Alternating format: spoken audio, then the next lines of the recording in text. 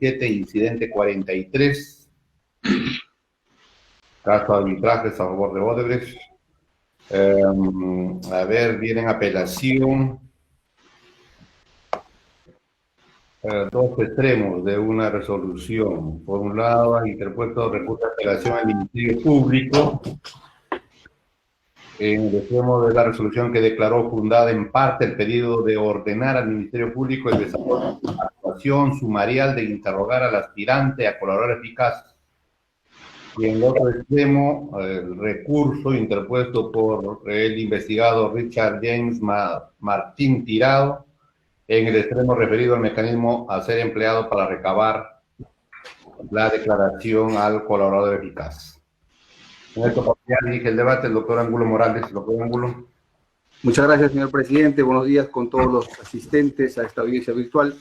Vamos a solicitar a la señorita especialista de audiencias que nos dé cuenta de la acreditación de los sujetos procesales acreditados para intervenir en la presente audiencia virtual. Buenos días, doctora. Buenos días, señores magistrados, buenos días, partes procesales y a todas las personas que se encuentran presentes en audiencia virtual. Soy la especialista Elena Bardales Rojas y doy cuenta a usted, señor magistrado, que se encuentra presente el abogado Regis Oliver Chávez Sánchez, fiscal adjunto superior de la Fiscalía Superior Coordinadora del equipo especial. Asimismo, doctor, por la parte de la defensa técnica del investigado Richard James Martín Tirado, se encuentra el abogado Exxon Alexander Vilcherres Hato, con registro número 69355 del Colegio de Abogados de Lima. Asimismo, doctor, informa a usted que a las 9:10 de la mañana ingresó un escrito con número de distribución 919-2020 presentado por el Ministerio Público, donde solicita se tenga presente la instrumental que se adjunta al presente escrito para que sea considerado y evaluado por la Judicatura, el cual ya corrí traslado a la defensa, doctor. Eso es todo en cuanto tengo que informar a usted. Bien, ¿alguna observación al acta de acuerdos previos a la realización de la audiencia, señor fiscal superior? Ninguna, señor director de debates. Señor abogado de la defensa técnica. Ninguna, señor director de debates. Muy bien, con relación al escrito presentado por el representante del Ministerio Público, señor fiscal, el contenido de su escrito versa sobre la argumentación oral que usted va a expresar hoy día en audiencia. Directamente, señor director de debates. Bien. Entonces, habiéndose informado que se ha corrido traslado de dicho informe al doctor Vilcherres Hato, incorpórese a los actuados a efecto de que se tenga presente en su oportunidad, siempre y cuando guarde relación con los agravios contenidos en su recurso impugnatorio. Como ya se ha señalado, existen dos recursos impugnatorios que vienen en apelación de la resolución antes señalada por el presidente de la sala, y por cuestiones de metodología y de orden vamos a establecer lo siguiente. En primer término, vamos a escuchar la intervención oral del señor representante del Ministerio Público, quien por el término de 7 minutos va a exponer sus agravios y desarrollarlo convenientemente. Luego corremos traslado para que intervenga el abogado de la defensa técnica, el imputado, y luego vamos a entrar al debate de los agravios contenidos en el recurso impugnatorio de la defensa técnica del investigado Martín Tirado, también por el espacio de 7 minutos, con el derecho a réplica y dúplica y obviamente las preguntas que este colegiado superior de apelaciones estime pertinentes. En ese entendido, se va a preguntar al señor fiscal superior si se ratifica o se desiste total o parcialmente del recurso impugnatorio formulado. La Fiscalía se ratifica, señor magistrado, en todos los extremos de su apelación. Muy bien.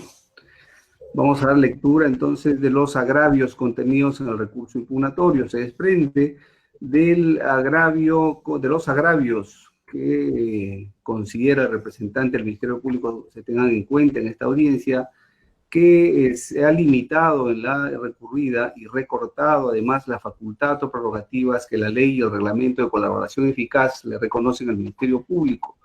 Con ello señala se ha vulnerado el principio de legalidad procesal al efectuarse una interpretación errada de los principios del derecho y de la jurisprudencia nacional e internacional que no amparan sobre la materia al ordenarse que se realicen actos de investigación o actos procesales que el legislador no ha sancionado y que la ley no ampara. Solicita se revoque la resolución venida en grado y reformándola se declara infundado lo solicitado por la defensa técnica del investigado Martín Tirado. Doctor, le vamos a conceder entonces 7 minutos para que usted pueda exponer oralmente sus agravios. Lo escuchamos, doctor. Gracias, señor director de debates. Una de las condiciones que favorecen la predecibilidad de las decisiones judiciales radica en que dos casos idénticos, o por lo menos parecidos, sean resueltos de la misma forma por los jueces y tribunales de un país. No solo no favorece, sino que conspira contra la predecibilidad judicial, que es presupuesto de la seguridad jurídica, el que un juez o tribunal inaplique, ya sea por desconocimiento o por reticencia, pronunciamientos emanados de la Corte Suprema de Justicia. Y en el presente caso, el juez de primera instancia ha omitido aplicar un precedente emanado precisamente de la Sala Penal Especial de la Corte Suprema. Me refiero concretamente a la resolución número 5 del 20 de enero del año 2020, recaída en el expediente 4-2018-17, en el proceso seguido contra el señor César José Inostroza Pariachi por el presunto delito de organización criminal y otros. El juez de primera instancia, insisto, no ha aplicado al presente caso el referido precedente judicial, pese a que el supuesto evaluado en el presente proceso y el supuesto que fue objeto de análisis en el proceso celebrado ante la Corte Suprema son supuestos estructuralmente idénticos, no parecidos, idénticos. En el presente proceso penal, señores magistrados, el abogado defensor del imputado Richard Martín Tirado insta la intervención del juez de investigación preparatoria para que éste le autorice interrogar a otro imputado que bajo el Código 14-2017 interviene en un procedimiento especial de colaboración eficaz como aspirante a colaborador eficaz. En el proceso celebrado ante la Corte Suprema, la defensa del imputado César Inostroza Pariachi insta la intervención del juez supremo de investigación preparatoria para que éste le permita interrogar a otros imputados que bajo distintos códigos de reserva intervenían en procedimientos especiales de colaboración eficaz como aspirantes a colaboradores eficaces. Estructuralmente los casos idénticos. Del precedente inaplicado por el juez de primera instancia, me refiero al establecido en el expediente 4-2018, cuaderno 17, al que ya he hecho mención, interesan especialmente los siguientes fundamentos. Primero, el fundamento expresado en su párrafo F.2, página 19 de la Resolución Suprema, que a modo de regla general establece que el momento más propicio para que el colaborador declare en el proceso penal derivado o conexo es el juicio oral. Pero interesa todavía más el fundamento expresado por la Corte Suprema en los fundamentos F3, F4 y F7, páginas 20 y 21 de la Resolución Suprema, que reiteradamente cito, pues según este último fundamento, quien es colaborador en un procedimiento especial puede declarar en el proceso penal común, derivado o conexo durante la fase de investigación preparatoria o incluso durante la etapa intermedia, siempre que, y esto lo enfatizo, siempre que en el procedimiento especial de colaboración eficaz se haya emitido resolución judicial de homologación del acuerdo o exista por lo menos un acuerdo de beneficios y colaboración suscrito entre el Ministerio Público y el colaborador eficaz. Y ninguna de estas dos situaciones se ha producido en el procedimiento de colaboración eficaz que el equipo especial mantiene actualmente con el aspirante a colaborador 14-2017. Y el juez de primera instancia ha tenido conocimiento de esta situación. Ha conocido perfectamente que en el procedimiento que se sigue con el aspirante a colaborador 14-2017 no existe ni siquiera acuerdo de beneficios y colaboración, mucho menos resolución judicial de homologación de algún acuerdo. El procedimiento especial entre el equipo de esta fiscalía y el colaborador 14-2017 se encuentra en fase de corroboración, y el documento que hemos anexado el día de hoy, que hemos acompañado a la sala y se ha corrido traslado a la defensa, oficializa esa información, solo la oficializa, porque el juez, insisto, cuando se celebró la audiencia de primera instancia, estaba informado de esa situación. A esos efectos, la sala podría remitirse al video en el que consta la celebración de la audiencia ante el juez de primera instancia y revisar los minutos 21 a 24, el minuto 34, los minutos 38 y 39, los minutos 43 y 44 y finalmente los minutos 50 y 51. En todos esos pasajes de la audiencia de primera instancia se informó que el estado del procedimiento de colaboración eficaz era el de fase de corroboración, sin acuerdo de beneficios y colaboración, mucho menos resolución judicial de homologación. Pero, el juez de primera instancia no solo no aplica el único precedente en nuestro país que estaba en condiciones de aplicar, sino que aplica un precedente que no debía, bajo ningún punto de vista, aplicar. Y me refiero puntualmente a la sentencia de la Corte Interamericana de Derechos Humanos en el caso Norín Catrimán y otros contra Chile, sentencia del 29 de mayo del 2014. Y sostengo que ese precedente no tenía que ser aplicado al presente caso porque aquel precedente desarrolla el derecho del imputado a interrogar testigos que se encuentran, dicho sea de paso, protegidos en cuanto a su identidad. Y el colaborador no es un testigo.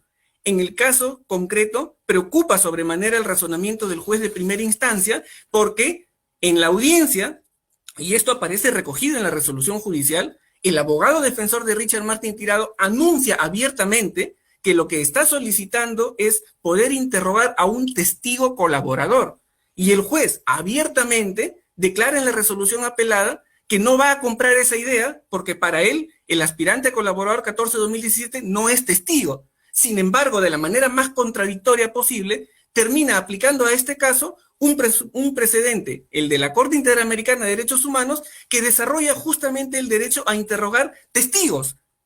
Entonces, sobre esa base, el juez no solo no ha aplicado el único precedente en nuestro país que podía aplicar, el emanado de la Corte Suprema, insisto, sino que ha aplicado un precedente internacional que no debía aplicar. Por lo demás, señores magistrados, si ustedes revisan muy detenidamente la resolución judicial que vengo mencionando, la recaída en el expediente 4-2018, cuaderno 17, podrán advertir que ella analiza y de manera muy amplia, primero, el acuerdo plenario 1-2019 sobre prisión preventiva.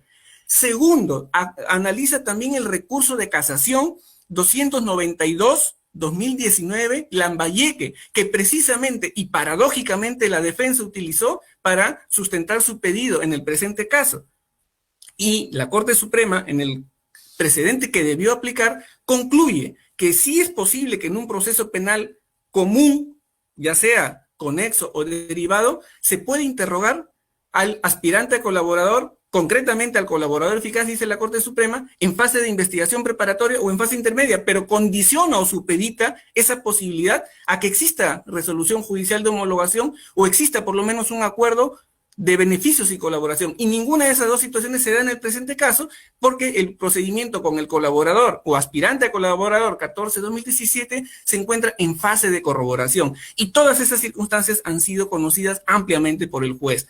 Por eso, señores magistrados, la Fiscalía ha impugnado la referida resolución porque aplica incorrectamente el derecho, me refiero a la sentencia de la Corte Interamericana, y porque omite aplicar un precedente judicial de observancia obligatoria en nuestro país, como es la resolución emanada de la Sala Penal de la Corte Suprema. Y en ese sentido solicito respetuosamente al colegiado tenga a bien evaluar esta situación y en su momento, por supuesto, revocar la resolución y denegar la pretensión formulada por la defensa. Eso sería todo por mi parte, señor. Gracias. Gracias. El abogado de la defensa técnica del investigado se servirá de hacer uso de la palabra por el término de 9 minutos, que es el tiempo empleado por el señor fiscal superior.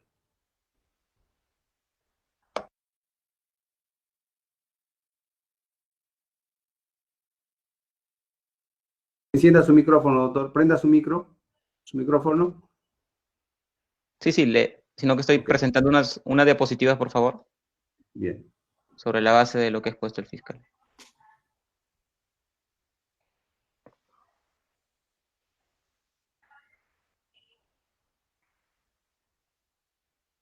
Bien, ya visualizamos sus diapositivas, doctor. Puede iniciar.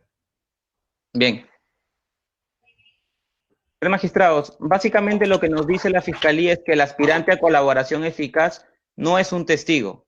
Lo que él dice es que como no hay una sentencia de colaboración eficaz que homologue un acuerdo de colaboración eficaz, no hay un testigo en el proceso penal y que solamente se habría incorporado, así lo ha puesto también en su recurso por escrito, una transcripción de parte de lo que ha señalado un aspirante, no así es un testigo. Señores magistrados, el Código Procesal Penal expresamente reconoce que el colaborador eficaz, y en este caso el aspirante, es un testigo. El artículo 158, cuando dice que el testimonio del colaborador eficaz tiene que ser corroborado, el 476, numeral A, cuando dice que el colaborador eficaz es un testigo, obviamente se utiliza en el juzgamiento, y el 481A, que dice que el colaborador eficaz es un testigo y que rigen las reglas del testimonio sospechoso del 158, numeral 4. Señor magistrado, la doctrina jurisprudencial de la Corte Suprema, cuando ha señalado o cuando le ha dado naturaleza, digamos, al acto de investigación del testimonio del colaborador eficaz, dice que el testimonio del colaborador eficaz o el aspirante es un testigo, sin perjuicio, y eso es lo que hay que tener en cuenta, que el acta que registre su testimonio, obviamente es prueba documentada porque es un documento en el cual se registra el dicho del colaborador eficaz, pero jamás se ha dicho que el colaborador eficaz o que el aspirante a colaborador eficaz deje de ser un testigo. En la casación, en la que ha citado el fiscal adjunto, la 292-2019, se señala precisamente que, conforme al artículo 48 del reglamento, la declaración del aspirante a colaborador eficaz utilizada en el cautelar de prisión preventiva se actúa a través del medio de investigación documentado. Así se incorpora, pero no niega que sea un testigo. Fundamento 8 textualmente dice el colaborador eficaz es un testigo y el aspirante a colaborador eficaz marcado en el fundamento 8 dice es un testimonio. Es la copia certificada de ese testimonio que se incorpora. O sea, que el aspirante a colaborador eficaz deje de ser un testigo, eso no lo ha negado la jurisprudencia de la Corte Suprema y está clarísimo. Entonces, la pregunta es, si no es un testigo o si es un testigo, entonces, ¿cuál sería la norma o cuál sería la violación a la legalidad procesal de incorporar un testigo a la investigación preparatoria? Si ya la interpretación de las normas procesales determina que sea un testigo, el colaborador eficaz o el aspirante a colaboración eficaz. Básicamente, y en eso estamos defendiendo la resolución del doctor Chávez Tamariz, que es que él no ha violado la legalidad procesal penal y ha incorporado la declaración e investigación preparatoria de un testigo. Una vez que se ha determinado que es una fuente de información personal, el testigo colaborador eficaz, a partir de la lectura del Código Procesal Penal, el 162 al 171, es que se incorpora ese testimonio o esa fuente de información personal a la investigación preparatoria a partir del medio de investigación testimonial. Y aquí queremos marcar un tema, que es, el fiscal lo que nos trae es una suerte de interpretación restrictiva. Él quiere postular, y por eso ha presentado un documento, faltando 20 minutos para la audiencia, para invocar que, como se trata de un colaborador eficaz que todavía está en fase, digamos, de corroboración, es un aspirante, no es un colaborador, entonces no se puede aplicar la casación de Chiclayo, la 296-2019 de Lambayeque, porque no es un colaborador eficaz con sentencia. Entonces, sobre esa prohibición, lo que tendríamos que preguntarle es esa, digamos, interpretación restrictiva de cuándo podemos interrogar o no a un colaborador, cuando ya tuvo una sentencia homologada o cuando todavía es aspirante, ¿es aplicable? No es aplicable. ¿Por qué? Básicamente 3 argumentos. El primero, el artículo 7, numeral 3, invocado constantemente por esta sala superior, que señala que la interpretación para actuar actos de investigación y para defender derechos fundamentales en el proceso tiene que ser siempre favorable. Digamos, interpretada sistemáticamente con el artículo 9 del título preliminar, que obviamente desarrolla y defiende el derecho a la defensa. Y con un punto adicional que precisamente ilumina estas 2 interpretaciones, que es el tema del criterio de compensación. Este uso del colaborador o aspirante sirvió para dictar una medida de prisión preventiva. El fiscal el día de la audiencia no defendió el dicho del colaborador eficaz, el fiscal superior adjunto cuando lo defendió en apelación, sobre la base de establecer diferencia en que se trata de un aspirante o se trata de un colaborador con sentencia, digamos, homologada. El fiscal y en su momento los órganos jurisdiccionales, cuando establecieron la sospecha fuerte del delito, no hicieron la diferencia de se trata de un aspirante o se trata de un colaborador. Entonces, venir a hacer la diferencia solamente en lo que perjudica a la defensa, en lo que perjudica al imputado, en lo que perjudica al preso, resulta pues ciertamente erróneo y obviamente inconstitucional sobre la base de los textos del código, del título preliminar del código, que es precisamente la bisagra entre la Constitución y las normas del Código Procesal Penal. Señores magistrados, la norma de interrogar al testigo tiene base constitucional y base convencional. Citamos el artículo 8, numeral 2, parágrafo F de la Convención Americana de Derechos Humanos. Reiteramos, Fiscalía desde el 18 de octubre del 2019, cuando requiere la prisión preventiva, usa el testimonio del aspirante a colaborador eficaz y en su momento la sala, a confirmar la prisión preventiva, utiliza la declaración del aspirante a colaborador eficaz.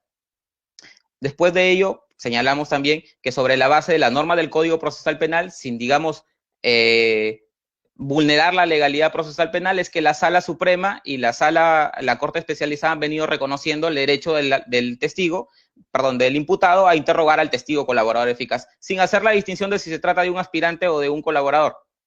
Señalamos, ya reiteramos la casación 292-2019, que expresamente señaló que la defensa tiene derecho a solicitar la declaración o testimonial del aspirante a colaborador eficaz sobre la base de un caso, y este es un tema específico que el fiscal dice que él trae una jurisprudencia de la cual vamos a hablar más adelante, que es aplicable al caso. En este caso, la casación Edwin Oviedo 219-2019, de lo que se trató es de cuestionar y decirle a la Corte Suprema es cómo están dictando medidas o cómo se están dictando prisiones preventivas sobre la base de declaraciones de aspirantes a colaboradores eficaces incorporados al proceso, no como testimonio, sino al proceso cautelar a través de un documento, el acta. Entonces, lo que dice la Corte Suprema, y este es el tema importante en este caso, es, señores, esa habilitación del artículo 48 del Decreto Supremo 7/2017 es solamente para el cautelar de prisión preventiva.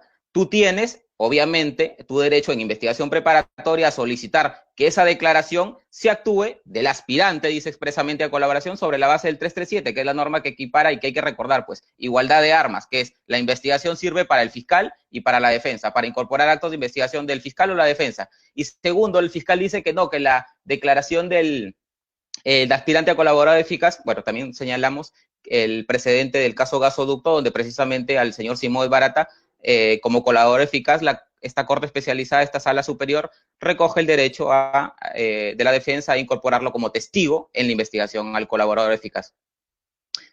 Bueno, la Fiscalía también señala, y en esto para ir concluyendo, dice que la sentencia del caso Norín Catrimán no se aplica a este caso bajo la hipótesis de que en ese caso se analizó la condición de un testigo con identidad reservada, no de un colaborador. El segundo argumento ya no lo venía a sostener porque es insostenible. Lo que decían por escrito es que la sentencia condenatoria no equivale a una prisión preventiva, así que por eso no es aplicable.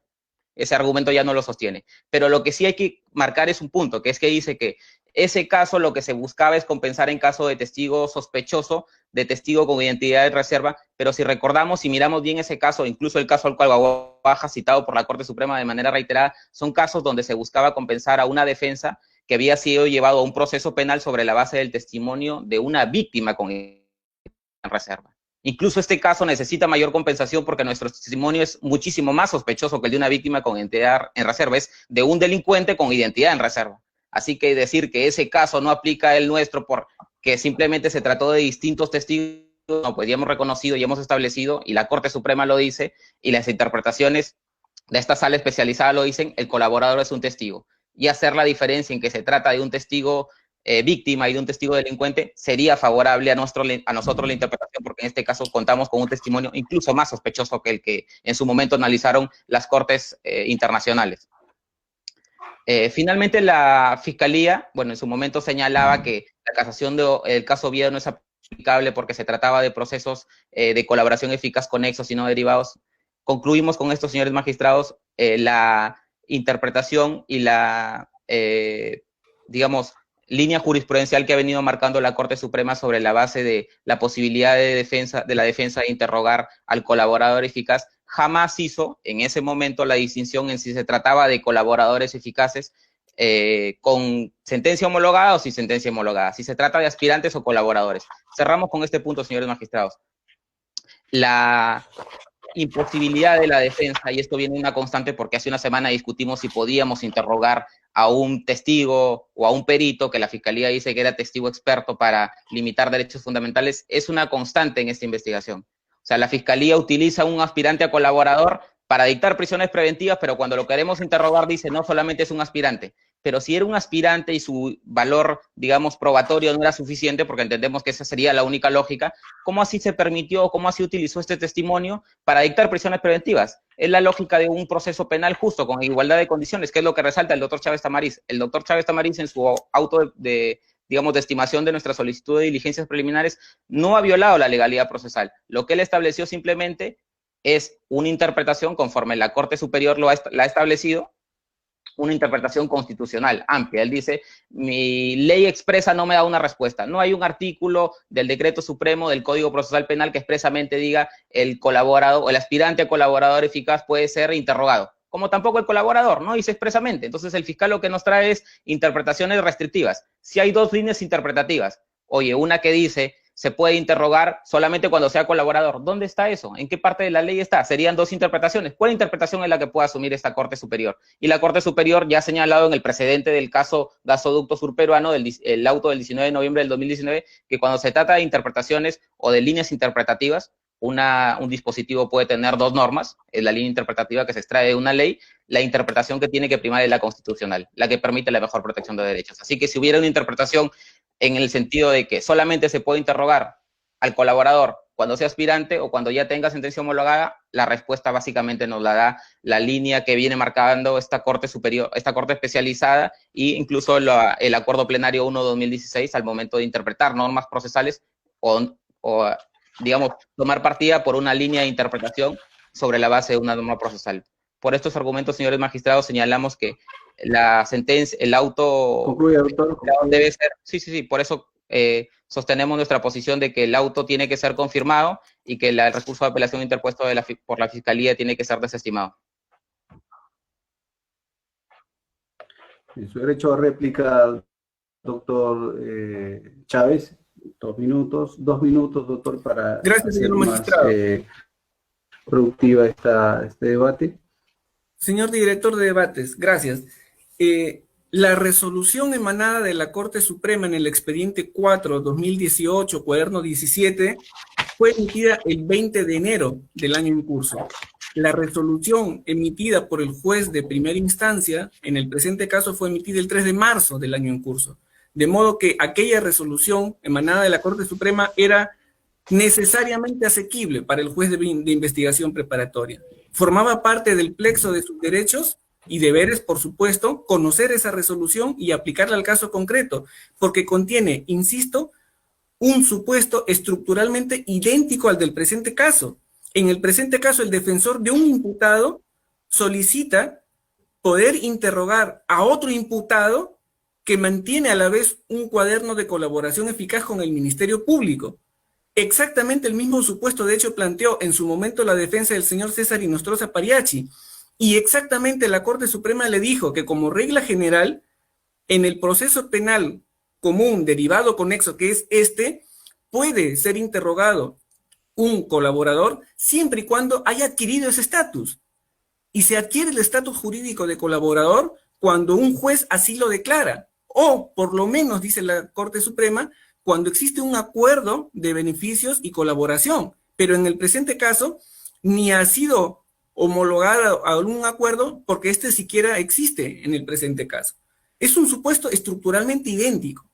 No existe, por lo demás, señores magistrados, contradicción alguna entre el precedente que ahora venimos a invocar y el establecido en la casación 292/2019 Lambayeque. Ojo, la Corte Suprema en la resolución que yo vengo mencionando analiza y muy ampliamente la casación 292/2019. Ojo, no es que se trate de una línea jurisprudencial opuesta, es exactamente la misma línea. Incluso lo complementa con el análisis del Acuerdo Plenario 1/2019 y la propia sentencia del caso Norín Catrimán.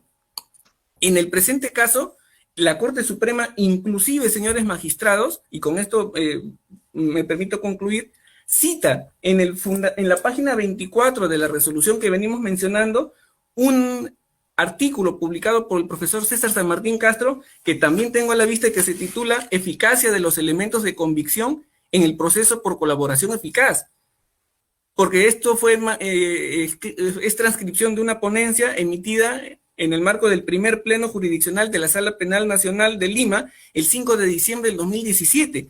Y en ese artículo, que recoge la Corte Suprema en la resolución que menciono, el profesor César San Martín establece lo siguiente: la declaración de toda persona cuando tiene una atribución delictiva presente es, como apunta Pisapia, un acto complejo. En ella se manifiestan no solo perfiles defensivos, porque la declaración del imputado tiene, por cierto, una prioritaria función defensiva. En el presente caso, señores magistrados, es insostenible la tesis de que el colaborador es un testigo. El colaborador es un imputado, sobre él recae una imputación penal.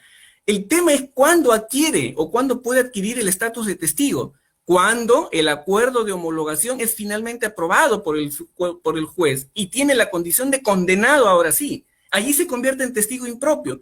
Y para poder analizar lo que significa el testigo impropio en la jurisprudencia de la Corte Suprema, me permito mencionar la sentencia de casación 181, año 2014, Lima Sur, fundamento 12º, que establece quién es testigo impropio. Es una persona que ha sido condenada porque se ha acogido alguna forma temprana de determinación del proceso y puede declarar en el juicio como testigo. Antes no es evidentemente testigo. El colaborador es un imputado y eso lo ha reconocido la Corte Suprema, señores magistrados.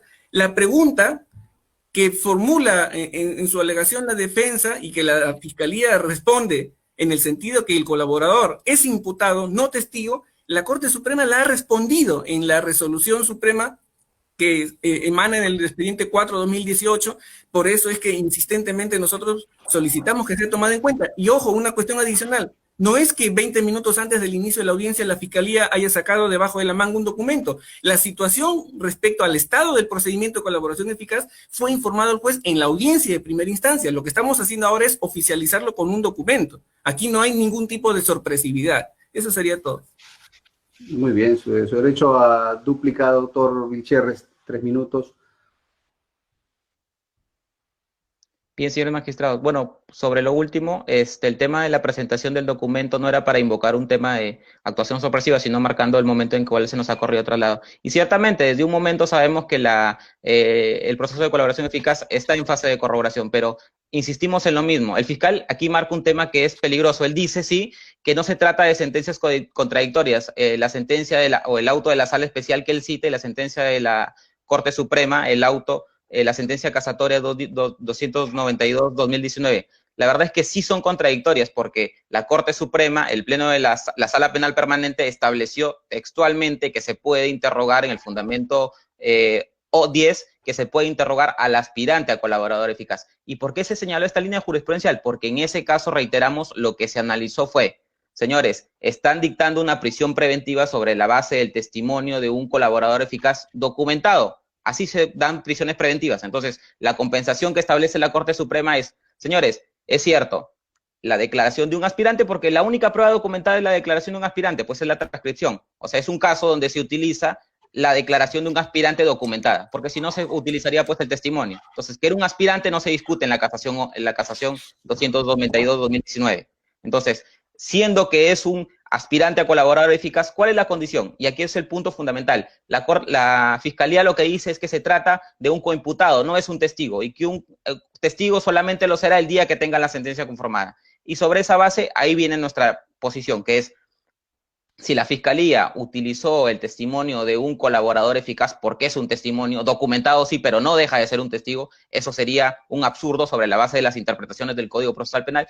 La pregunta sería, como en la semana pasada que preguntaron al fiscal adjunto también, ¿cuál es la calificación? ¿Qué cosa es el colaborador al día de hoy? No va a decir que es un documento, entonces es un testigo. Si es un testigo, ¿cómo se examina el testigo? El Código Procesal Penal lo establece. Así que aquí no hay ninguna violación de la legalidad procesal. Sí, dos sentidos interpretativos, uno que consideramos es incorrecto, que es el que defiende la Fiscalía, y otro consideramos nosotros que es el correcto sobre la base de un caso, conforme señalamos, donde se ha utilizado ese testimonio, es un testigo para dictar prisiones preventivas. No se hizo la distinción por parte de la Fiscalía si era aspirante o si era colaborador al momento de requerir la prisión preventiva. Entonces, ¿por qué vamos a hacer la disquisición de si es un aspirante o si es un colaborador al momento de permitir ejercicio de derechos fundamentales? Esa distinción de si es aspirante o si es colaborador, la Fiscalía no la utiliza para requerir la cárcel, pero la distinción entre si es aspirante o si es colaborador, sí la vamos a tener en cuenta al momento de diferenciar o al momento de establecer si puede o no la defensa interrogar a un colaborador. Sostenemos que esa interpretación, señores magistrados, no es de recibo. Por eso nos ratificamos en nuestra posición que tiene que desestimarse el recurso de apelación de la Fiscalía y confirmarse el auto de ningún grado. Muy bien, gracias, señor abogado. A ver, para dejar por cerrado el extremo del recurso impugnatorio del representante del Ministerio Público, señor fiscal, la Fiscalía entonces considera que el colaborador eficaz, conforme al documento que nos ha presentado a esta audiencia, ya declaró, está declarando Señor director de debates, la persona que interviene en el procedimiento especial bajo el Código 14-2017 ha rendido declaración en el procedimiento especial de colaboración. Tan es así que su declaración, acompañada de otros elementos de convicción, ha sido trasladada al proceso penal común. En el proceso penal común, el que hoy nos ocupa, el juez ha ordenado al fiscal supraprovincial interrogar a ese aspirante a colaborador. Esa disposición no ha sido ejecutada en vista a que hace falta aún que la Sala Superior emita un pronunciamiento. En este proceso penal común o derivado, conexo, no ha declarado el aspirante a colaborador, sí en el procedimiento especial, naturalmente. Y en ese entendido estaríamos frente a un imputado que está declarando bajo esa condición de imputado, más no de colaborador eficaz, porque según señala su ministerio, no se habría declarado aún la situación no ha adquirido el estatus de colaborador eficaz el imputado Martín Tirado. ¿Eso es lo que usted expone?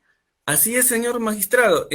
La cuestión muy puntual es que, encontrándose el procedimiento especial en fase aún de corroboración, esto documentado hoy e informado oralmente en la audiencia de primera instancia, la condición es la de aspirante a colaborador, y así lo ha reconocido la Corte Suprema en el precedente que he mencionado reiteradamente.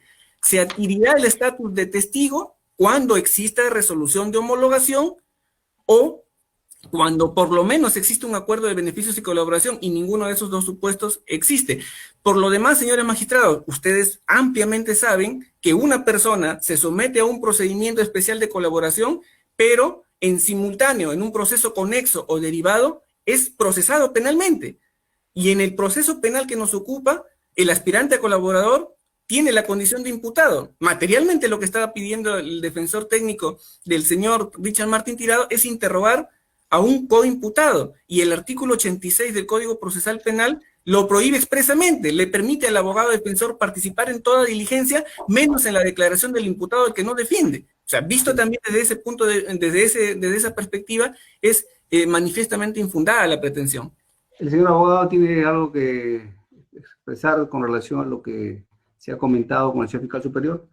Sí, básicamente el tema de la condición de aspirante a colaborador eficaz, y si eso, digamos, termina limitando el ejercicio de la defensa. Por lo último, el señor fiscal lo que dice es que es un coimputado y conforme al artículo 84, numeral 4, no puede participar el abogado defensor.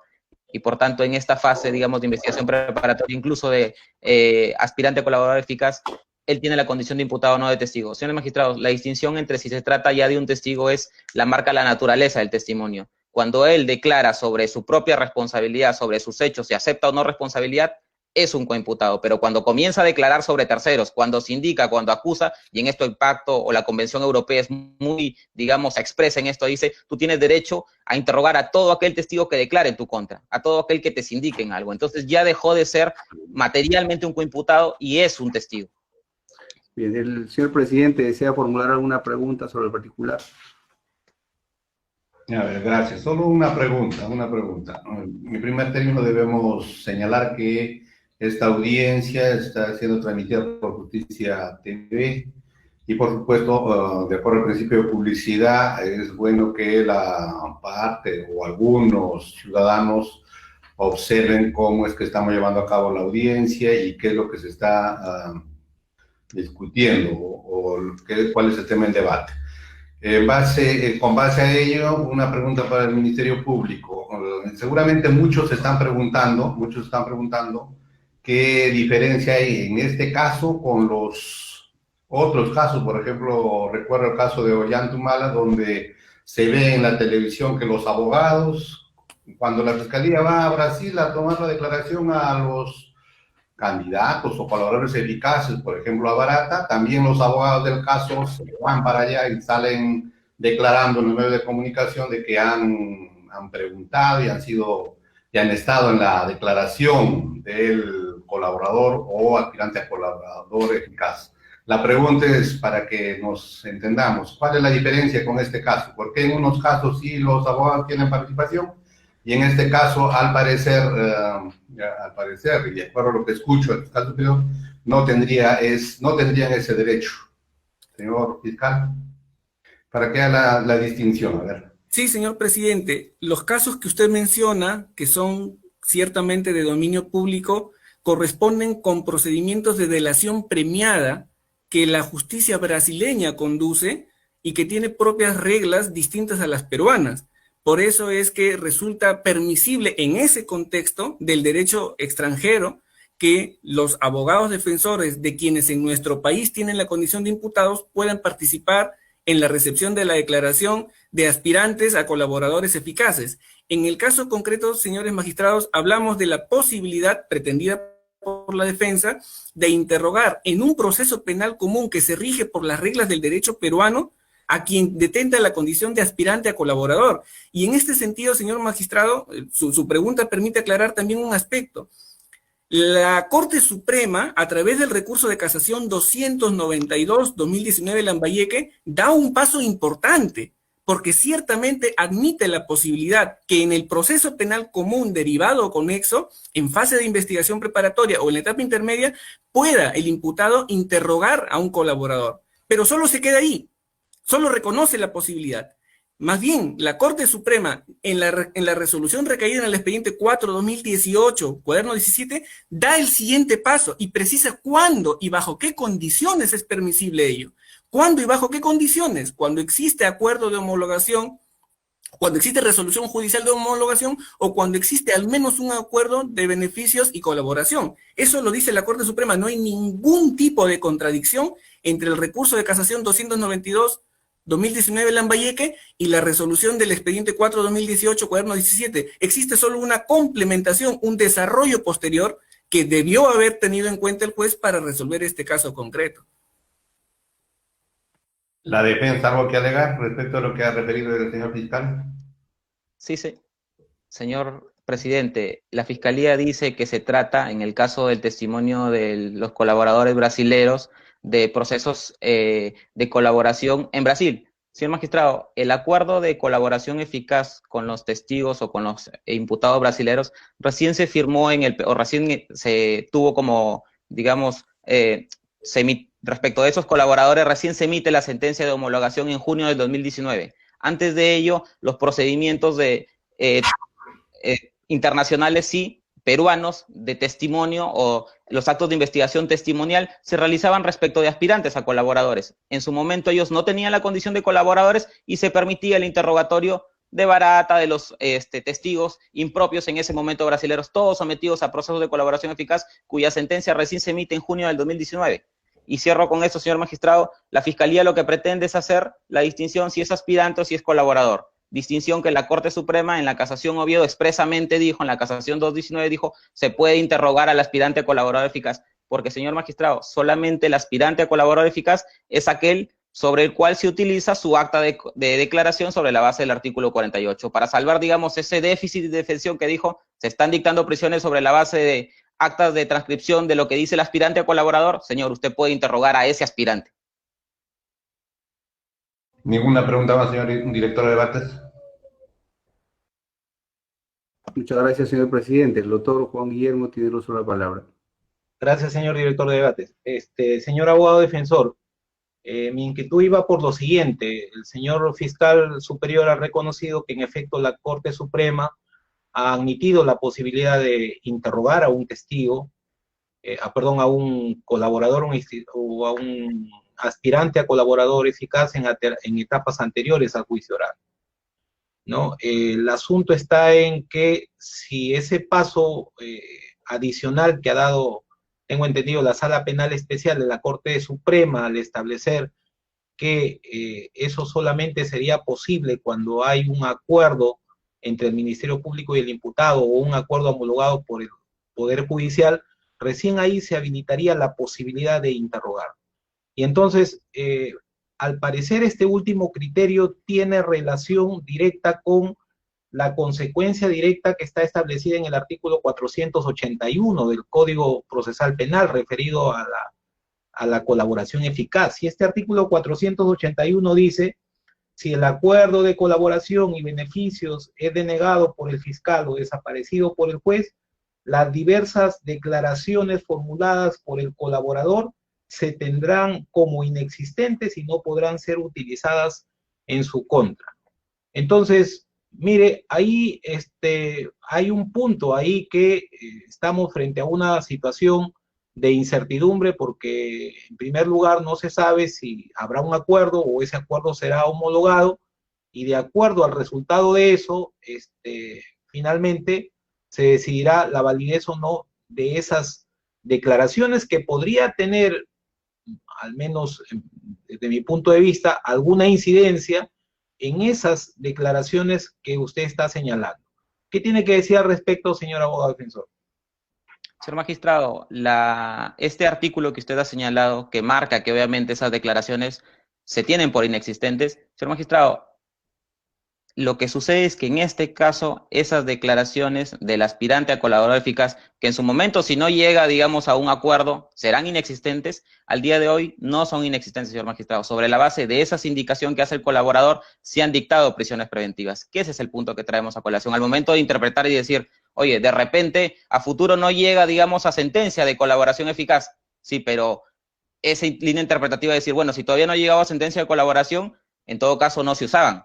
Pero si ya se han utilizado, señor magistrado, sin perjuicio de que mañana no se llegue a un acuerdo con el colaborador 14 de 2017, pero lo que sucede es que ese colaborador ya se indicó a nuestro patrocinado. Sobre la base de esa sindicación ya le dieron prisión preventiva a múltiples imputados en este caso. Entonces, sobre esa base entendemos que esa declaración ya fue incorporada al proceso penal como testimonio y nuestro derecho es interrogar a todo testigo, sobre todo al que declare en tu contra.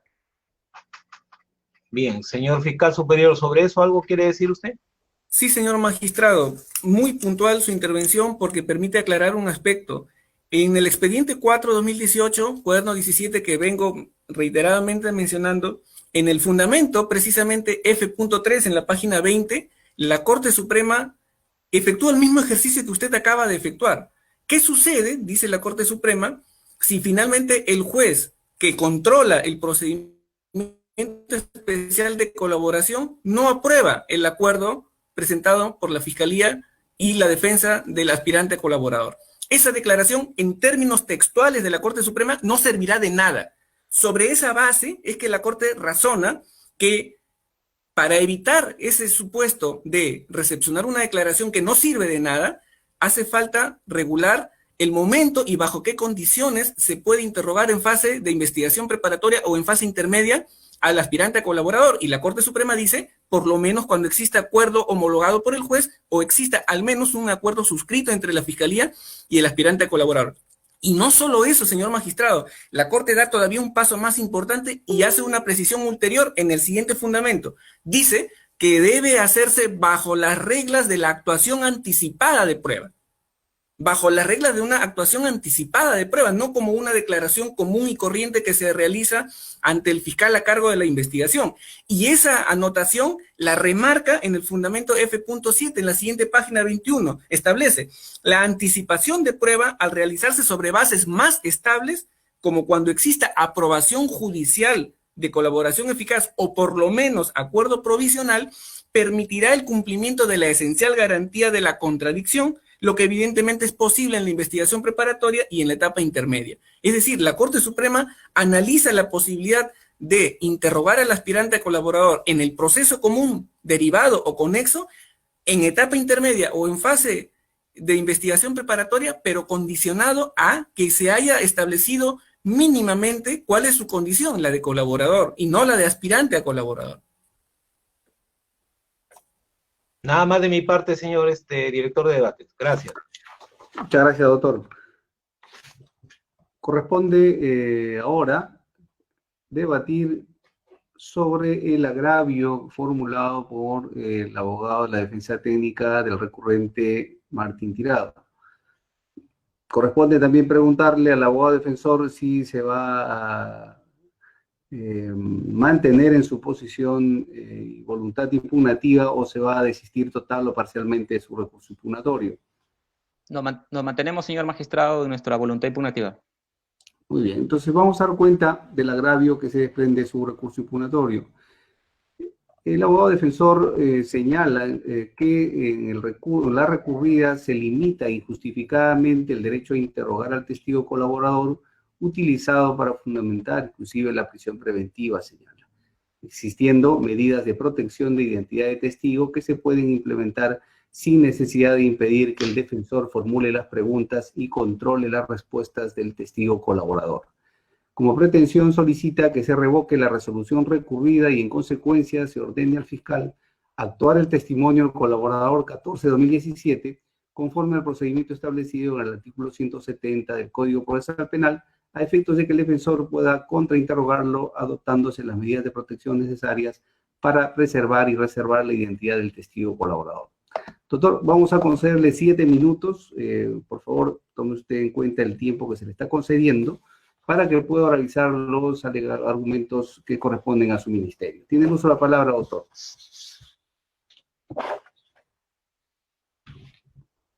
Sí, señor presidente, director de debates.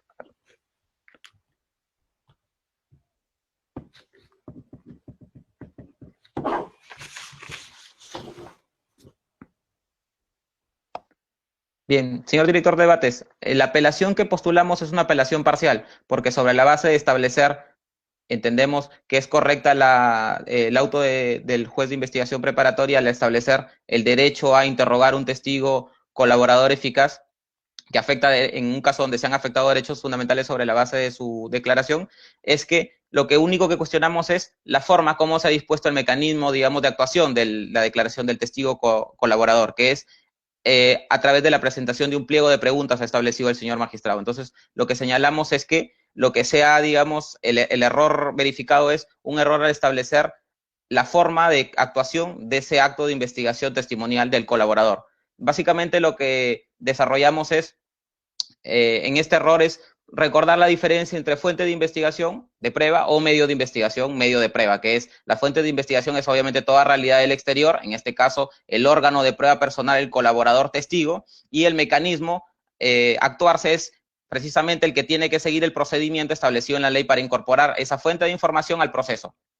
Libertad de fuentes de investigación, pero legalidad en los medios de investigación. Si la fuente de información es una fuente de información personal, es un testigo, ¿cómo se actúa en el proceso penal, en la investigación preparatoria? A través del medio de investigación testimonial conforme al artículo 162 al 171 del Código Procesal Penal. Intraproceso, legalidad. Extraproceso, sí se puede seguir libertad de fuentes de información. Señor magistrado, conforme se ha señalado, el artículo 170 dice que todo testimonio se actúa a través del interrogatorio. Entonces, si se trata de un testigo, lo hemos establecido, de un colaborador, en este caso un aspirante a colaborador eficaz, ¿cómo tiene que realizarse el acto de investigación testimonial? A través del interrogatorio conforme al Código Procesal Penal.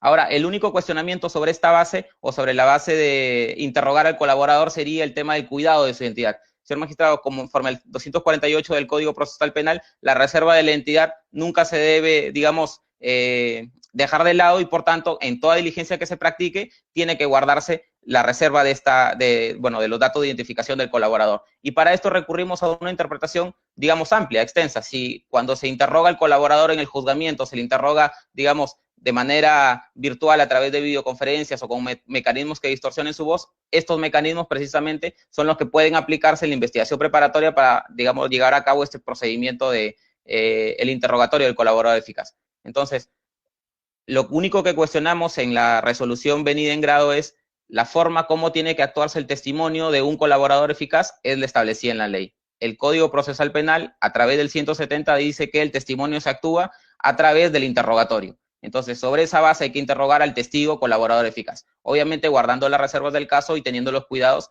que precisamente la ley nos habilita o las normas nos habilitan de seguir mecanismos de distorsionador de voz, de videoconferencias para que no se revele la identidad del colaborador.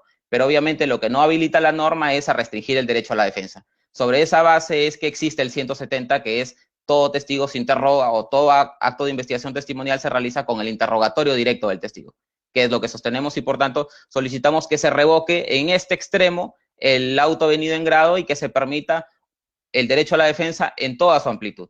En un caso donde ya se ha utilizado un testigo, un aspirante a colaborador eficaz para dictar prisiones preventivas, no sabemos si llegará o no a un acuerdo de colaboración eficaz, pero ya existe y es válido y con ese testimonio hay gente en la cárcel, entonces se tiene que actuar conforme a las normas interpretativas o las pautas interpretativas que mejor permitan el ejercicio del derecho a la defensa, que es darle la condición de testigo, permitirnos interrogarlo y para cuidar ciertamente su identidad, seguir las pautas del artículo 46, numeral 2 del Decreto Supremo 07/2017, señor magistrado. Sobre esa base nos mantenemos en nuestro recurso de impugnación parcial y pedimos que se estime en su oportunidad por la sala.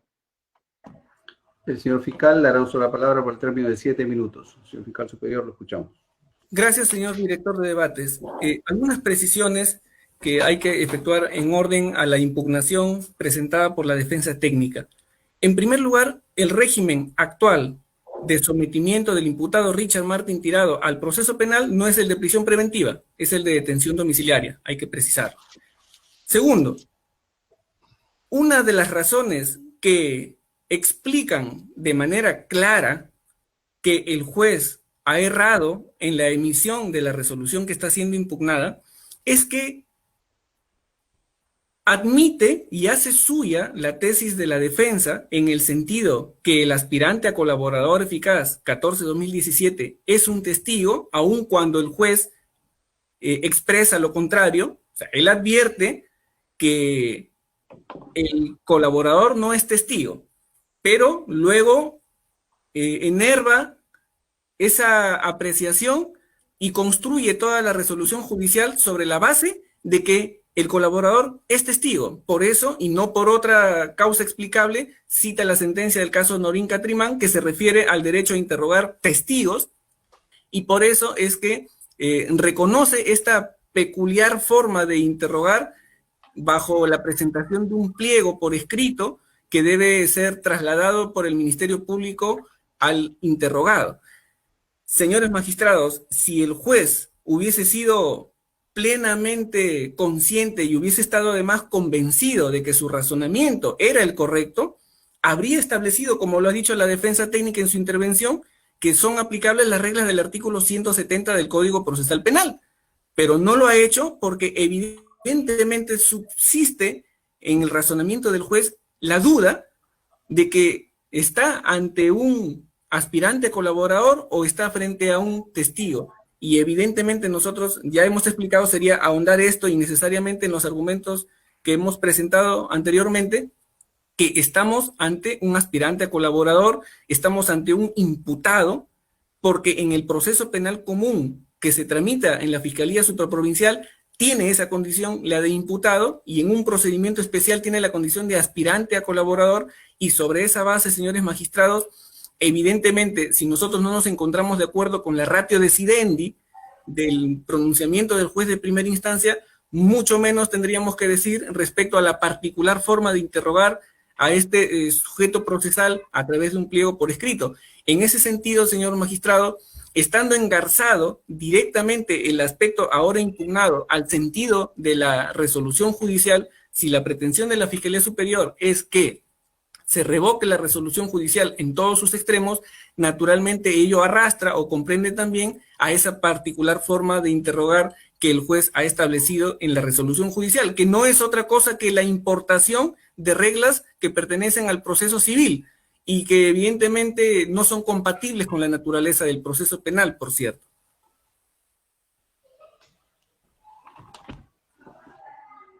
En consecuencia, doctor. En consecuencia, señores magistrados, estando directamente referida nuestra impugnación a el hecho de que se revoque la resolución en todos sus extremos, evidentemente este extremo también deberá dejarse sin efecto, toda vez que nosotros postulamos como pretensión principal que el aspirante a colaborador 14/2017 no debe ser interrogado en este estadio, el de la investigación preparatoria, porque aún no hay acuerdo de homologación y mucho menos resolución judicial que lo apruebe. Muy bien, réplica, señor abogado. 3 minutos. Sí, señores magistrados, el fiscal primero marca que la prisión preventiva ya no existe, sino que ahora es una detención domiciliaria. Conforme a la doctrina y a la norma, la detención domiciliaria es una prisión preventiva, ciertamente atenuada, pero es una medida sustitutiva a la prisión preventiva. Así que tenemos un caso donde tenemos privación de la libertad sobre la base de lo que dice un testigo, la tenemos. Ahora, él plantea la disquisición o la diferencia entre si es un testigo, que es un coimputado y que además todavía tiene la condición de aspirante, ya lo hemos señalado en la anterior, digamos, en la anterior etapa de discusión. nuestro fundamento para establecer que ese testimonio tiene que ser interrogado. Ahora, él dice que el fiscal, al, digamos, reconocer que no es un testigo, le ha dado la condición de prueba, digamos, irregular y quiere llevar normas del proceso civil y por eso ha establecido la declaración a través de un pliego. Señores magistrados, ese no es el sentido, sino que el juez razona y dice, como se trata de conservar o de preservar la identidad del testigo colaborador, es que precisamente se va a llevar a cabo y para preservar las reglas de identidad, digamos, de reserva de identidad, es que se va a llevar a cabo el acto de investigación testimonial a través del interrogatorio por pliegos. Pero ya señalamos que existen normas específicas que regulan la protección del testigo colaborador a través de mecanismos virtuales o mecanismos de distorsión de voz que permitan precisamente guardar reserva de identidad. Sobre esa base, señores magistrados, nos mantenemos en nuestra impugnación y pedimos que se revoque este extremo de la resolución para que se actúe correctamente el testimonio de un testigo colaborador eficaz. Duplicada, doctor Chávez. Gracias, señor director de debate. Evidentemente, el Código Procesal Penal contiene reglas que permiten actuar durante la fase de investigación y también, por supuesto, durante la fase de juicio, el acto de interrogar a un testigo. Y evidentemente también, a mérito de las medidas de protección que el fiscal puede dictar o que el juez eventualmente puede adoptar, también existen ciertas cautelas, ciertos cuidados que se deben tomar cuando se trata de un testigo respecto del cual existe el riesgo de develación de su identidad con el consecuente riesgo para su vida o la de su familia. En el presente caso, esa discusión resulta ser superflua, resulta ser vacía de contenido, si se tiene en consideración que antes de discutir el modo en que se ha de interrogar al supuesto testigo colaborador, se tiene que establecer primero si es testigo o si es colaborador.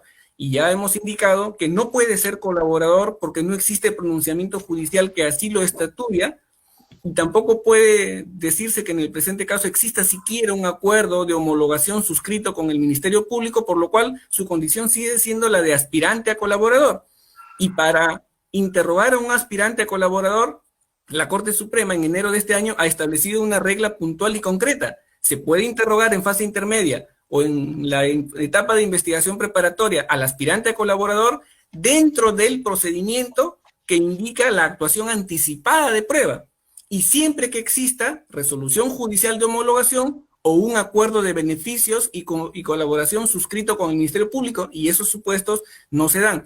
Por eso, la pretensión de la defensa, en el sentido que se revoque este extremo de la resolución y se interrogue al aspirante a colaborador 14-2017 bajo reglas de protección de su identidad, no tiene ningún sustento, pues antes tiene que haberse visto el aspecto nuclear, que es que aún no es permisible la recepción de la declaración de este aspirante a colaborador en el proceso penal. Por eso nos reafirmamos en nuestra pretensión de que sea desestimada la impugnación presentada por la defensa.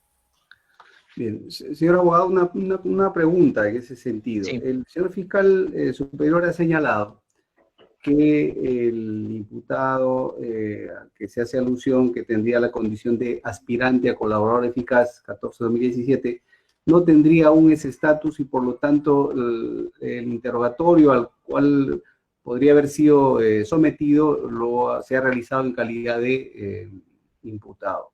La pregunta es, ¿estuvo en todo caso presente la defensa de Martín Tirado cuando se examinó al imputado que ahora tiene la condición de aspirante a colaborador eficaz?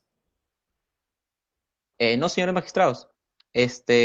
Sobre la base de que primero que no conocemos la identidad del colaborador eficaz, así que no sabríamos cuál es el imputado que tiene, digamos, el código de reserva, y obviamente el colaborador no hemos participado. Muy bien. Eso. Es todo de mi parte, señor presidente. ¿Alguna pregunta? Una sola pregunta para el Ministerio Público. Si llegáramos a concluir, claro, supuesto que llegáramos a concluir que sí es factible tomar la declaración o toma de dichos de este colaborador eficaz al que están haciendo referencia, la pregunta es para el Ministerio Público, ¿sería factible o es factible de acuerdo a nuestro sistema procesal penal recogido en el Código Procesal del 2004 que se realice por medio de pliego de preguntas? Señor fiscal. Evidentemente, señor magistrado, si la sala adoptara esa decisión que usted eventualmente menciona, no sería jurídicamente permisible interrogar a la persona a través de la presentación de un pliego de preguntas, porque esto corresponde a supuestos distintos a los que regulan el interrogatorio para testigos con identidad reservada, porque ese sería el tratamiento que en todo caso se le daría al aspirante a colaborador eficaz. Para esos casos, la norma procesal, atento a las reglas, a las medidas de protección que se regulan desde el artículo 247 en adelante del Código Procesal Penal, permiten adoptar una serie de recaudos que garanticen el mantener bajo reserva la identidad del declarante, como por ejemplo distorsionar la voz, ocultar su imagen, establecer algún tipo de barrera física que no permita el acceso a su identidad. Pero esto evidentemente, como usted indica, en el supuesto de que la sala tuviera ese sentido de resolución, ¿no? Y porque llama inquietud pues que un juez todavía está aplicando, se entiende, el nuevo Código Procesal Penal, esté sugiriendo o esté analizando la posibilidad de que por medio de pliego interrogatorio se podría hacer una intervención, en este caso de la defensa.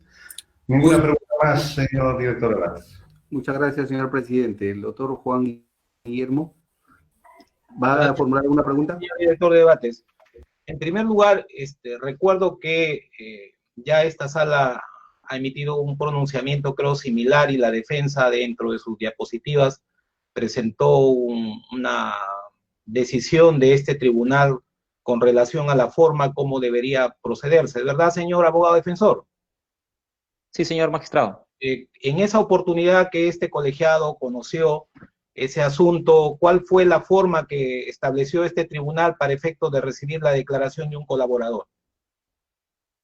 En su momento es con el interrogatorio, con la participación de los abogados en Brasil, en el proceso internacional de cooperación para la toma del testimonio. ¿Eso fue así? ¿No fue estableciendo la posibilidad de que se presenten pliegos interrogatorios para poder interrogar al testigo? Sí, obviamente, porque en el proceso de colaboración se presenta un pliego previo para que obviamente controlen las autoridades extranjeras, pero no limitando el derecho de los abogados a viajar a Brasil a hacer las preguntas o repreguntas que correspondan. A ver, vamos a verificar eso, porque eso iría en contraposición con lo que el señor fiscal ha dicho, de que las actuaciones procesales que se llevan a cabo en el Brasil están sujetas al proceso de delación premiada que forma parte del ordenamiento jurídico de ese país. Repítanos, por favor, qué incidente fue para tomarlo en cuenta y revisar qué es lo que dijo este tribunal en ese momento. Repite el antecedente.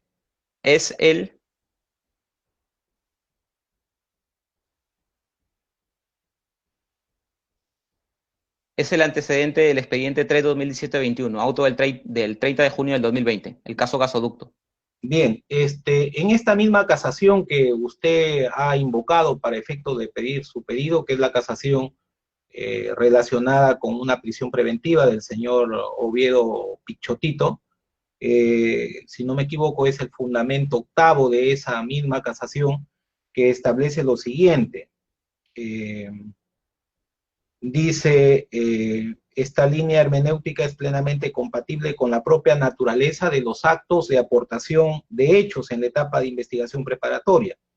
El artículo 325 del Código Procesal Penal prescribe que las actuaciones de la investigación solo sirven para emitir las resoluciones propias de la investigación y de la etapa intermedia. Los actos de investigación están sometidos a su propio régimen jurídico. Los actos de investigación están sometidos a su propio régimen jurídico, por cierto, distintos de los actos de prueba, que son los que pueden y deben erigirse en el material que deberá apreciar el juez para dictar la sentencia, con la excepción dentro de las estrictas previsiones legales y siempre que se cumplan los presupuestos de irrepetibilidad y urgencia de la denominada prueba anticipada y prueba preconstituida. Entonces, en la misma casación que usted ha señalado, la Corte Suprema ha sido clara en establecer que el régimen jurídico y por lo tanto la metodología para producir actos de investigación y actos de prueba son totalmente distintas. Entonces usted pretende que el órgano jurisdiccional autorice emplear una metodología propia del juicio oral cuando usted mismo ha sustentado sobre la base de esta jurisprudencia que los actos de investigación son documentados a través de la prueba documentada, donde se recogen la versión de los testigos u otros sujetos procesales que declaren en el proceso. Entonces, explíqueme usted cómo es que nosotros tenemos que aplicar un régimen jurídico distinto, porque eso sí está claramente establecido en el código, ¿no? ¿Cómo debemos aplicar un régimen jurídico propio de un acto de prueba a un acto de investigación como el que usted está pidiendo? Bien, señor magistrado, la casación que usted señala y que está desarrollando, lo que dice, obviamente dice... Lo he leído textualmente.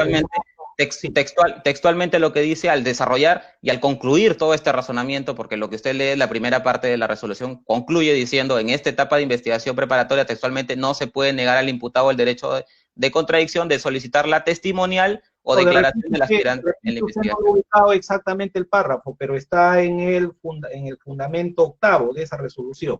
Claro, el fundamento octavo. Ya, entonces ahí está establecido el régimen, por eso la pregunta era directa.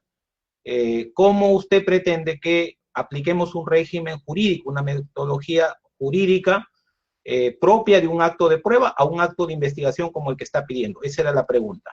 Bien, lo que sucede es que lo que se establece es que el acto de investigación en el proceso cautelar de prisión preventiva sí es a través de la documentación, pero en el proceso penal, en la investigación preparatoria, no se puede actuar el documento porque el testigo no se incorpora como un documento. Es la pregunta, ¿qué es el colaborador eficaz? ¿Es un documento? No, se ha documentado que es distinto. Entonces, en la investigación preparatoria, si se trata de un testigo, en este caso un colaborador, que se indica a un imputado cómo se actúa a través del artículo 160 al 172, que es a través del testimonio. ¿A qué se refiere usted con el proceso cautelar? Porque entendemos que el proceso cautelar sí es un proceso autónomo, pero con su respuesta me da a entender que tendría que haber un cuaderno diferente de actuación procesal para una medida cautelar y ahí producir los actos de prueba documentados diferente a lo que se produciría en el expediente propio de la investigación preparatoria. Esa es la lectura, señor magistrado, que pretendemos y que es la lectura que sacamos de la sentencia de la Corte Suprema. Para usted habrían actos de investigación que se producirían en un cuaderno cautelar propio de una prisión preventiva, por ejemplo, y otros son los actos de investigación que deben desarrollarse en la carpeta principal del fiscal, según su apreciación. Bueno, y finalmente, señor abogado defensor, hay un acuerdo plenario, si no recuerdo, creo que es el 5/2018, que reguló el tema de la conformidad, de la sentencia conformada,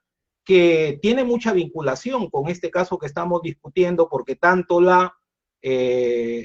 estos temas de negociación como la conformidad son manifestaciones de justicia negociada. Y en ese acuerdo plenario va a ver usted que cuando hablamos de este término testimonio, no es porque ya identifiquemos necesariamente a un testigo. Si usted revisa ese acuerdo plenario, seguramente la ha revisado, en todo caso habría que recordar que también utiliza el testimonio de coacusados. Y entonces cuando la Corte Suprema habla del testimonio de coacusados, señala de que este es un testimonio, le llaman de naturaleza híbrida.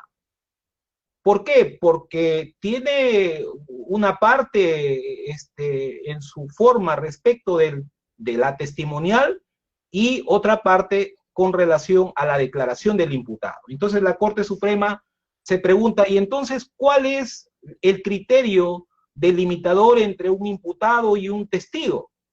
Entonces la Corte Suprema en ese acuerdo plenario dice, el criterio es la alteralidad, el criterio de la alteralidad. Se seguirán las reglas, ¿cierto?, para recoger el testimonio de un imputado cuando éste es imputado y hay que aplicarle esas reglas, y cuando es testigo hay que aplicarle las reglas testigo. Y entonces, ¿en qué momento se produce eso? La Corte Suprema dice que esa delimitación se produce cuando ya hay una sentencia de conformidad y por lo tanto el imputado adquiere ya no va a regirse bajo el régimen jurídico de un imputado, sino tendrá que asumir la condición de un testigo con las consecuencias que ello acarrea, entre ellas tomarle el juramento, e incluso si da un testimonio falso, va a incurrir en responsabilidad por ese falso testimonio. Entonces, si esos criterios han sido establecidos anteriormente en una situación o en un tema de justicia negociada como la conformidad, ¿por qué acá tendríamos que seguir un razonamiento distinto al que desarrolló la Corte Suprema en esa oportunidad? Señor magistrado, mire, nosotros sostenemos que en el caso especial de un colaborador eficaz, ¿cuál es la diferencia en que sea un aspirante o que ya tenga una sentencia, digamos, homologada? Y es precisamente el tema de que se haya, digamos, corroborado la corroboración interna que le llaman dentro del proceso especial de colaboración y que se hayan aprobado los beneficios. Entonces, nuestra posición es esta. En un caso donde ya se ha dictado prisión preventiva, entendemos que esa corroboración interna ya se llevó a cabo, o sea, ya se ha corroborado. La única disquisición o discusión, entendemos, es el tema de los beneficios, porque si no se hubiera concluido con la corroboración interna, o sea, ya con corroborar todo lo que dijo en el proceso especial de colaboración, el colaborador, no se hubiese trasladado al proceso penal y tampoco se hubiese dictado prisión preventiva. ¿Cuál es el estándar de corroborarlo en el proceso especial de colaboración que en el proceso penal? Es altamente superior. Entonces, en un proceso donde ya se utilizó, ya se dijo, todo lo que ha dicho este colaborador es cierto. Entonces, lo único que están esperando ahorita es, entiendo yo, ver los beneficios, qué delitos le quitan, qué delitos lo procesan y por qué se le condenaría. Entonces, si ya se trasladó porque dijeron, todo lo que has dicho es verdad, dijo el fiscal, yo te creo. Entonces, vamos al proceso especial, al proceso penal, llevémoslo a través de la prueba documentada y además no solamente yo te creo aquí, sino yo le postulo al Poder Judicial que todo lo que has dicho está completo. Ya tú no te vas a retractar o en todo caso tu testimonio ya está totalmente corroborado y sostengo que con ello hay sospecha fuerte. Y con eso se dictó la prisión preventiva. Entonces, la distinción o disquisición de que se trata de un aspirante, uno de un colaborador, ya ciertamente en este proceso y en este caso específico puntual, recurre pues al criterio de todavía no se ha firmado o no se ha aprobado por parte de la Judicatura el acuerdo de colaboración eficaz en un proceso donde ese testigo ya declaró y ya se indicó una persona. Y ya se corroboró que su testimonio, a decir de la Fiscalía, está completo. Bien, señor fiscal, algunas precisiones con relación a las preguntas que le formulé al defensor. Si quisiera hacer, no termino. Sí, gracias, señor magistrado. En primer orden, indicar que, como usted bien lo ha referido, la Corte Suprema, primero, la resolución que se emite en el marco de la casación 292-2019 de Lambayeque y posteriormente en la resolución dentro del expediente 4-2018, cuaderno 17, ha seguido una misma línea, la línea que distingue entre el imputado y el testigo como órgano de prueba. El testigo es un órgano de prueba, es una persona ajena a la materialización de los hechos delictivos y tiene deberes particulares. Por ejemplo, tiene un deber de veracidad que sanciona el artículo 409 del Código Penal. No así el imputado, que si bien no tiene un derecho a mentir, no tiene la obligación de asumir consecuencias negativas por la infracción de ese deber de veracidad. Y la Corte Suprema claramente ha establecido en la última resolución que menciono, expediente 4-2018, cuaderno 17, que se abandona el estatus jurídico de imputado cuando existe una resolución judicial que así lo declara. Por eso exige o centra el momento en la existencia de una resolución judicial de homologación, porque materialmente es una sentencia de condena, es una sentencia de responsabilidad. Luego puede intervenir en el proceso penal común, derivado o conexo, en condición ya de testigo, en condición ya de órgano de prueba, con la serie de derechos y obligaciones que usted claramente ha identificado. Es que la pretensión de la defensa de poder interrogar al aspirante a colaborador no es nueva. En el expediente 46-2017, cuaderno 2, caso Club de la Construcción, cuaderno de prisión preventiva, cuando el doctor César Nakazaki defendía al imputado Málaga Torres, también postuló esa posibilidad. Y la Corte Superior, esta misma sala de apelaciones, le respondió indicando que amparar una pretensión de esa naturaleza significaba desnaturalizar y desconocer naturalmente el sentido político criminal de la colaboración eficaz en nuestro país, que es un mecanismo de lucha contra la corrupción y el crimen organizado. Y en esa pretensión se insiste el día de hoy. Por eso es que la Fiscalía tiene sumamente claro que por más permisibilidad que exista en los órganos judiciales, en el sentido de reconocer un derecho a la contradicción, no puede ser un reconocimiento absoluto y abierto, sino tiene que estar sujeto a determinadas reglas, y por eso creo que inteligentemente la Corte Suprema en este caso ha establecido que un aspirante a colaborador puede ser interrogado en el proceso común derivado conexo si y solo si ha existido resolución judicial de homologación o por lo menos existe un acuerdo formal de beneficios y colaboración suscrito con el Ministerio Público. Fuera de esos casos, la Corte Suprema ha sido clara, no es ello posible. Y nosotros tenemos que ciertamente respetar los lineamientos de la Corte Suprema. Señor director de debate, por mi parte ninguna pregunta más. Muchas gracias. Muchas gracias, doctor. No habiendo más preguntas que formular por parte de los integrantes de este Colegiado Superior de Apelaciones, se va a proceder a deliberar y emitir ulteriormente la resolución pertinente en el término de ley, el mismo que será notificado en sus domicilios electrónicos. La audiencia ha concluido, señor presidente. Bien, señor, hemos concluido. Buenos días. Buenos días, señor. Buenos días. Con todos.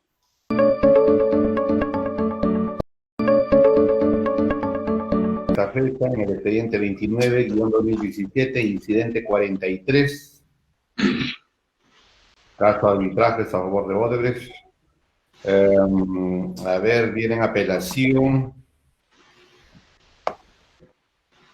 Dos extremos de una resolución. Por un lado, ha interpuesto recurso de apelación al Ministerio Público en el extremo de la resolución que declaró fundada en parte el pedido de ordenar al Ministerio Público el desarrollo de una actuación sumarial de interrogar al aspirante a colaborador eficaz. Y en el otro extremo, el recurso interpuesto por el investigado Richard James Martín Tirado, en el extremo referido al mecanismo a ser empleado para recabar la declaración al colaborador eficaz. En esta oportunidad dirige el debate el doctor Ángulo Morales. Doctor Ángulo. Muchas gracias, señor presidente. Buenos días con todos los asistentes a esta audiencia virtual. Vamos a solicitar a la señorita especialista de audiencias que nos dé cuenta de la acreditación de los sujetos procesales acreditados para intervenir en la presente audiencia virtual. Buenos días, doctora. Buenos días, señores magistrados, buenos días, partes procesales, y a todas las personas que se encuentran presentes en audiencia virtual. Soy la especialista Elena Bardales Rojas, y doy cuenta a usted, señor magistrado, que se encuentra presente el abogado Regis Oliver Chávez Sánchez, fiscal adjunto superior de la Fiscalía Superior Coordinadora del Equipo Especial,